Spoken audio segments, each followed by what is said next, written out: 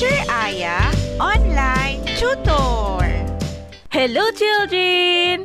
Are you ready for another reading lesson? Let's start.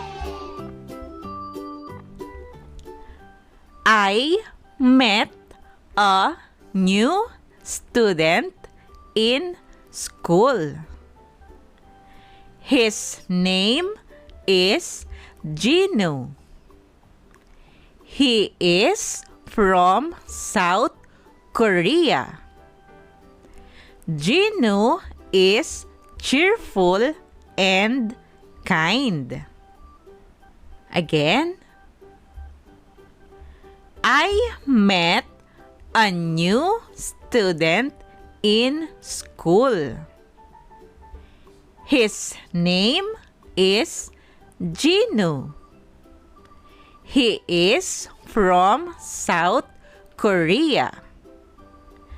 Gino is cheerful and kind. Your turn to read, children.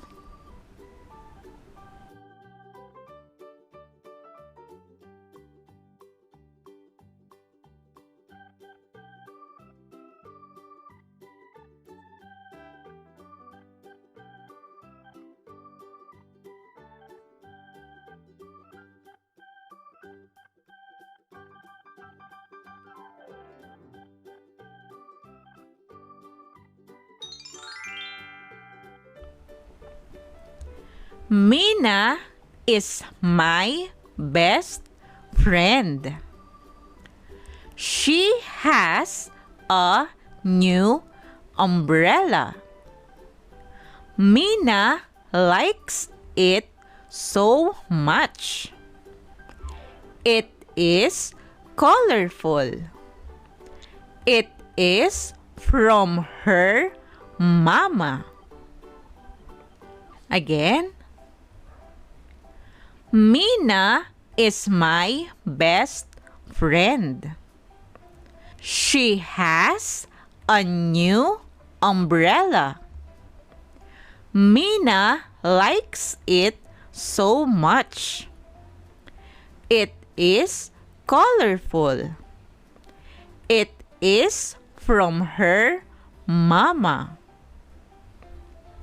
Your turn to read, children.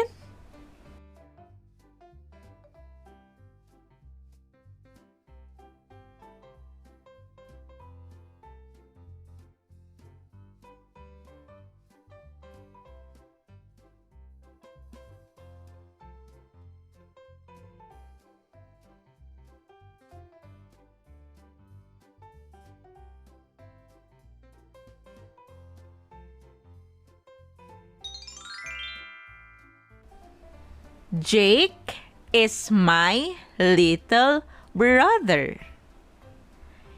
He likes taking a bath every day. He loves being clean and fresh all the time. Again, Jake is my little brother. He likes taking a bath every day. He loves being clean and fresh all the time. Your turn to read, children.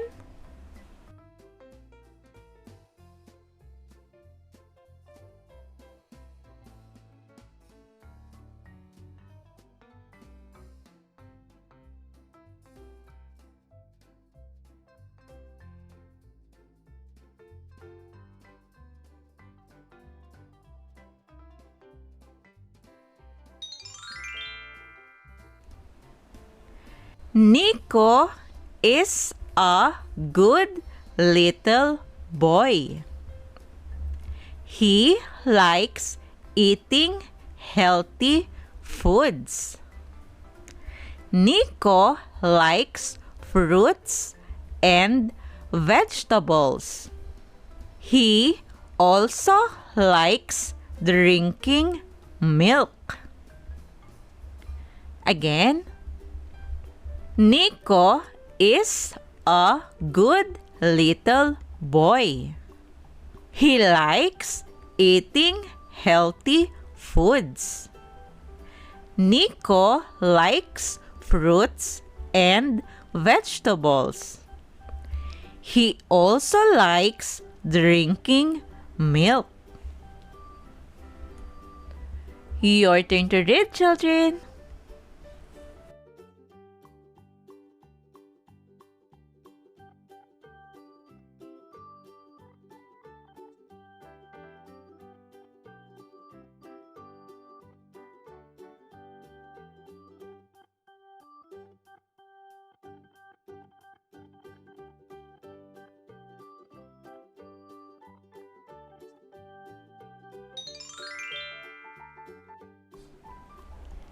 This is a little monkey. Its name is Pocoyo. He likes to eat bananas. Pocoyo likes to play and run. Again, this is a little monkey.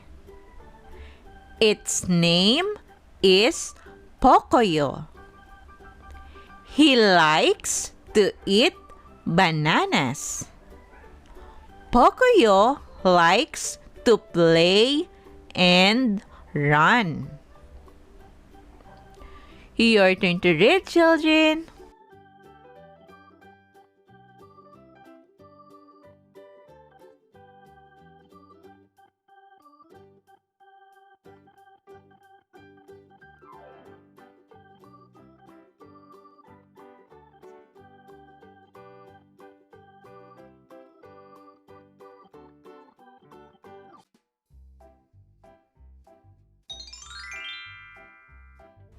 Great job, children!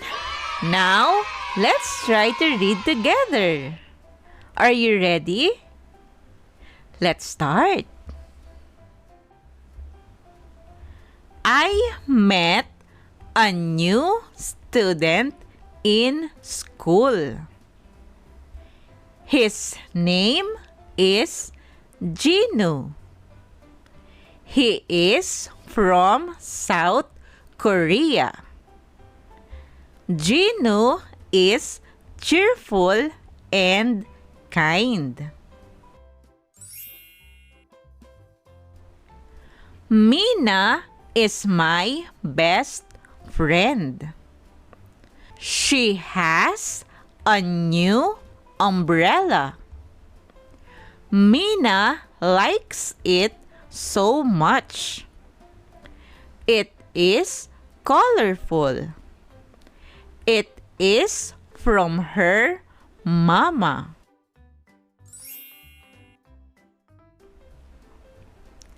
Jake is my little brother. He likes taking a bath every day. He loves being clean and fresh all the time.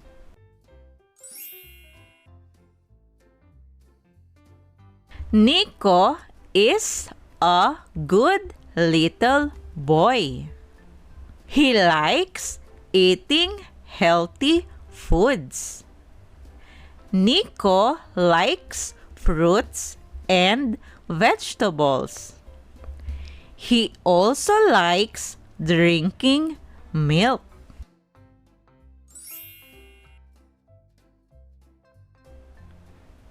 This is a little monkey. Its name is Pocoyo. He likes to eat bananas. Pocoyo likes to play and run. Great job, children! Remember, always practice reading so you can be a good and fast reader. Also, if you are new to this channel, please don't forget to click the subscribe button for you to be updated in every new lesson. You can also share this video to your friends and classmates. Thank you for listening, children. See you on our next lesson.